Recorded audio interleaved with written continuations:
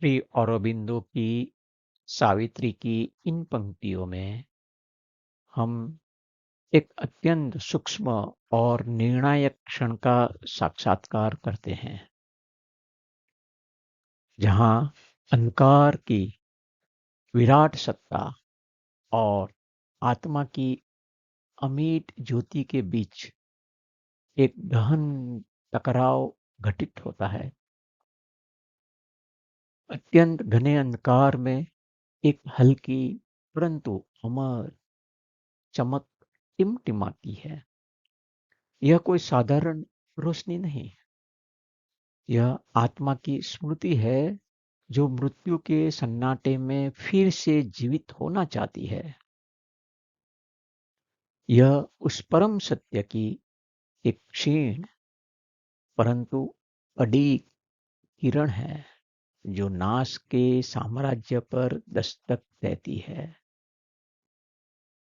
यह किरण जैसे ही अंधकार के गर्भ में प्रवेश करती है, रात्रि घबरा जाती है। वह उसे कुचलने के लिए अपने असहनीय बल का प्रयोग करती है। वह अपने को ही अंतिम और पूर्ण सत्य मानती है, एक ऐसा नकारात्मक पूर्ण जो सब कुछ निगल लेना चाहता है। वह आत्मा की इस चुप रोशनी को सहन नहीं कर सकती, परंतु इस संघर्ष में आत्मा की शक्ति हारती नहीं। सावित्री की चेतना पुनः जाग उठती है, मृत्यु के शीत आलिंगन को अस्वीकार कर वह पीड़ा में भी हृदय की विजय का अनुभव करती है। अब वह केवल अस्तित्व नहीं, प्रेम, तप और अमरता की मांग बन चुकी है। यह केवल प्रतीकात्मक दृश्य नहीं, यह आत्मा और अज्ञान, जीवन और मृत्यु, सत्य और शून्यता के बीच होने वाली सनातन संघर्ष की महागाथा है। सावित्री यहाँ केवल एक स्त्री नहीं, बल्कि वह शक्ति है जो अंधकार के सामने नतमस्तक नहीं होती।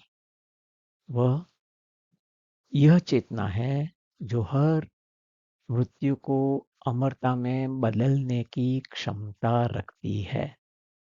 तो आइए हम एक के बाद एक वर्ष को देखते हैं।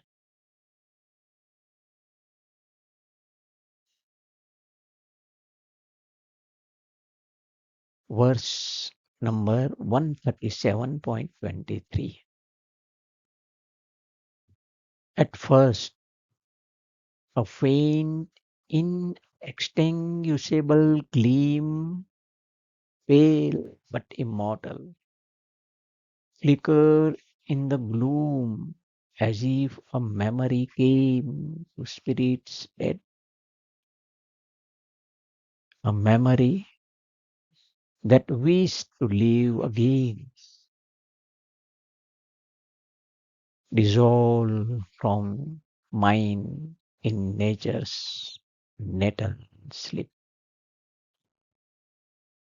यह गहन अंधकार में एक क्षीण लेकिन अमर प्रकाश की झलक प्रकट होती है। यह मानो उन आत्माओं में एक पुरानी विलुप्त हो चुकी स्मृति जाग उठती है, जो कभी प्रकृति की गहन निद्रा में लुप्त हो गई थी और अब पुनः जीवन की चाह रखती है।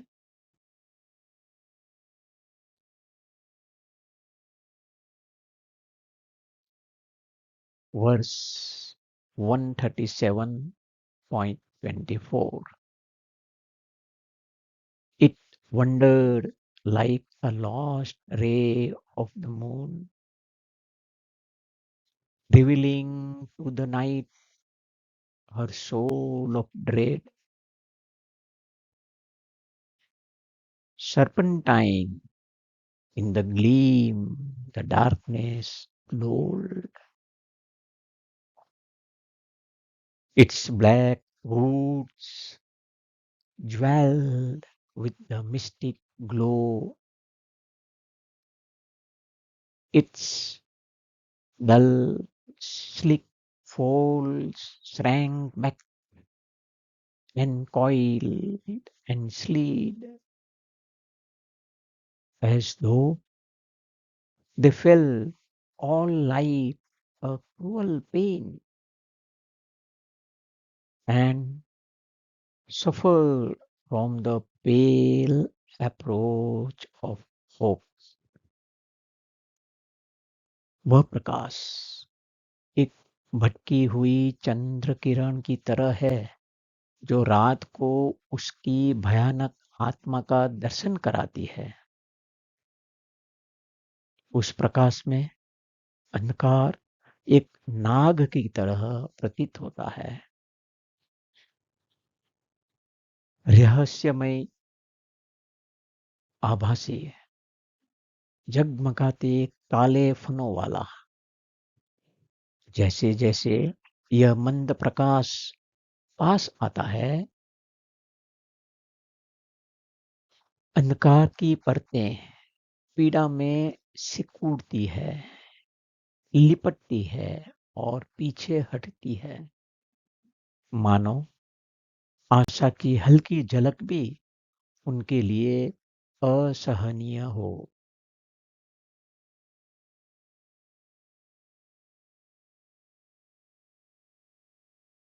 Verse 137.25 Night fell, concealed her heavy, somber rain. The splendor of some bright eternity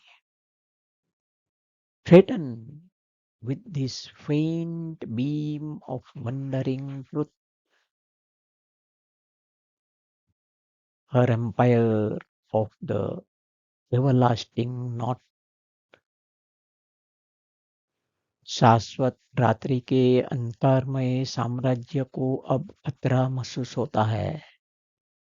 सत्य की यह मंद लेकिन स्थिर किरण उसके निरंतर शून्यता के साम्राज्य को डगमगा देती है।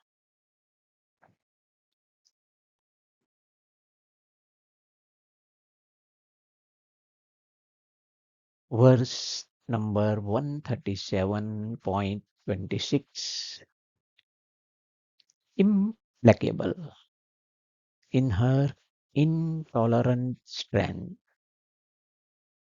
and confident that she alone was true. She strove to stifle the frail, dangerous ray, aware of an all-negating immensity. She reared her giant head of nothingness, her mouth of darkness, swallowing all that is. She saw in herself the tenebrous absolute. रात्रि अपने कठोर बल में अडिग है और यह मानती है कि वही एकमात्र सत्य है। वह उस नन्ही परंतु खतरनाक किरण को कुचलने का प्रयास करती है। वह अपने भीतर की सर्वनाशकारी शक्ति को पहचानती है। वह शून्यता का सिर उठाती है और अपने अंधकारमय मुख से सब कुछ निगलने को तत्पर होती है। वह स्वयं को अंधकार का परम सत्य मानती है।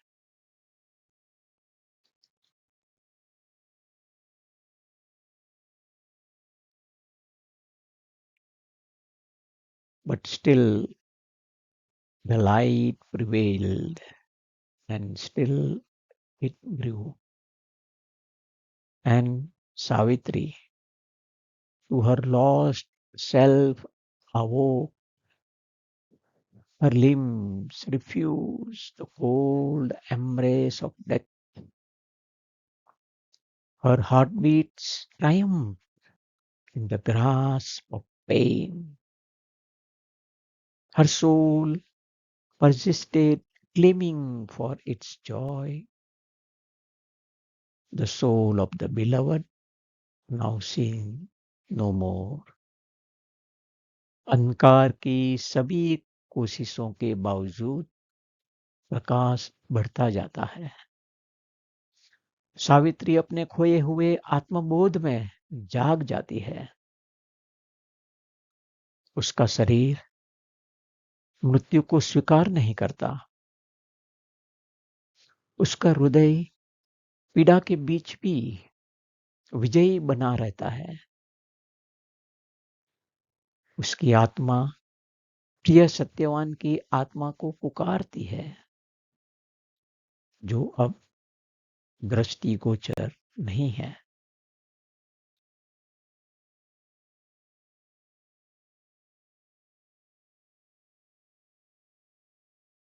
Before her, in the stillness of the world, once more she heard the treading of a god, and out of the dumb darkness, Satyavan, her husband, grew into a luminous shade. उस पूर्ण निस्तब्धता में सावित्री फिर से उस देवता के पगचाप को सुनती है और उस मौन अंधकार से सत्यवान की ज्योतिर्मय छाया उभरने लगती है।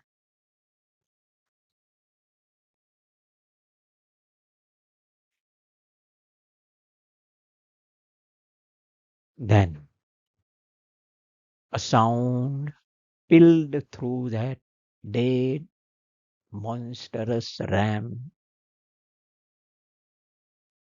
vast like the surge in a tired swimmer's ears, clamoring, a fatal iron-hearted roar that mission to the night is lethal fall. उस मृत और विकराल चित्र में एक भयावह गर्जना गूंजती है। थके तैराक के कानों में उठते समुद्र की तरह यह मृत्यु की घातक और कठोर पुकार है, जो रात के गर्त में भेजी गई है।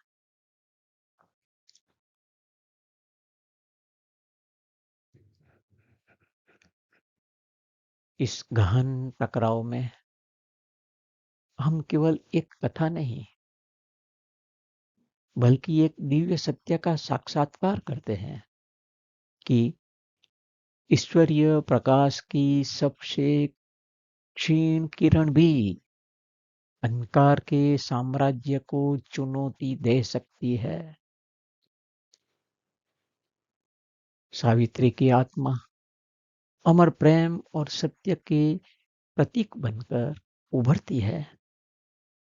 रात्रि चाहे जितना भी प्रतिरोध करे, प्रकाश बढ़ता है।